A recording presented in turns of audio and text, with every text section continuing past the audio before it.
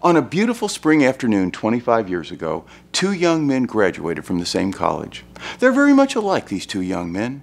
Both had been better than average students, both were personable, and both, as young college graduates, were filled with ambitious dreams for the future. 25 years later, these two young men returned to their college for the 25th anniversary, still very much alike. They were both happily married, they both had 3 children, and they both had gone to work for the same company after they graduated, and remarkably were still at that very same company. But there was one big difference 25 years later. One of these men never got beyond a low-level manager, working in a cube and doing as he was told from morning to night. But the other young man who stood in that same graduation ceremony 25 years before, for him, things turned out differently. He was the boss, the president of that company, living a life of independence, abundance, and recognition in the community. Have you ever wondered what makes those kind of differences in people's lives?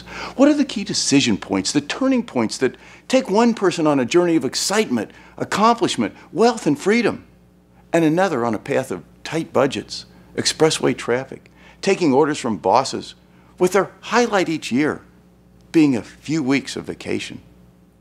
This is Greg Hague. That story really happened, in a way. It ran as an advertisement in the Wall Street Journal for over 28 years, from 1975 to 2003. It was targeted at men and written by one of the great copywriters of all time, Martin Conroy. The purpose of the ad was to sell newspapers by illustrating that successful men in America read the Wall Street Journal. To me, what's so intriguing about the point of the ad is that while it's true, it's misleading. It implies that reading the Wall Street Journal is a key to success. It's not. Most people tend to start reading the journal after they become successful, not before. I mean, have you ever known anyone who stood up and said, "Hey, I succeeded because I read a newspaper"? So why do I share this story? Because the world is filled with misconceptions like that, particularly the world of real estate. Like the sacrosanct 6% commission. I mean, if you charge it, you're okay. You're in the club. If you charge less, you're a dastardly discounter, a Kmart of real estate. The traditionalists see no room in between. They don't even try to do what innovative companies like Apple Computer strive to do every day. That is to find and offer their customers more for less, and at the same time, increase their earnings by doing it. I mean, I've never figured out why so many in the real estate industry resist innovation, have no interest in change, and don't even want to think about tampering with that cast and sewn 6% commission. I made a fortune over 35 years, experimenting with everything from different commission structures to developing my own MLS, an alternative to the MLS, so buyers couldn't see how long my listings had been on the market. Every morning I woke up, and still do, thinking about new ways I can help my sellers sell faster, sell for more, and maybe even, oh my gosh, save on commission in ways that help me earn more. Is that so bad? I remember when I started my own MLS, I actually got a letter from the MLS telling me that the rules required that I use their MLS and only their MLS.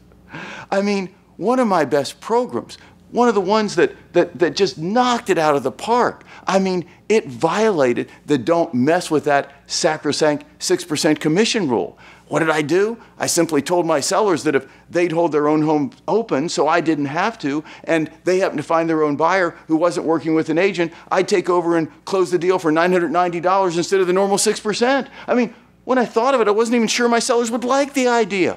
But they did. In fact, they liked it so much they held their homes open all the time, weekdays and weekends, and sent me scads of buyers who often bought other homes from me where I earned 3% there too. And then those buyers that I sold homes to often listed their homes with me.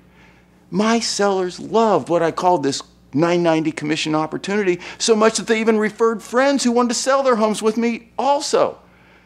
And I mean, here's the thing. Since most buyers look with agents, most of my listings sold at 6% and not the $990. And when my sellers did find their own buyer and those listings did sell at $990, those sellers were so happy they told the world how good I was and how much they had saved. My business skyrocketed. My earnings did too. But here's the thing. I was messing with that sacrosanct 6% commission. Some of the realtors in my community branded me a discounter. I mean, it was nuts. I was earning 3, 4, and 5 times more normal 6% commissions than the realtors around me. But oh no, I'm a discounter. Because why? Because some of my sellers were able to save with what I called this $990 commission opportunity. What was I doing? I was messing with the sacrosanct 6%. It was like I was doing something wrong. So here's the deal. If you're a status quo kind of person, what I advocate isn't for you, so shut me off right now. But if you think the real estate business needs innovation, if you think it needs a little experimentation, if you think it needs a kick in the butt, you go to realestatemaverics.com. Learn to become a real estate maverick. Even if you're a brand new agent, we'll teach you stuff that will make your phone ring off the hook with sellers anxious to talk with you and only you about listing their home. And we can show you how to sell those listings faster and at a higher price and knock the old guard right off their throne. Once again, go to realestatemaverics.com where we're writing the creative playbook on how you can win in real estate.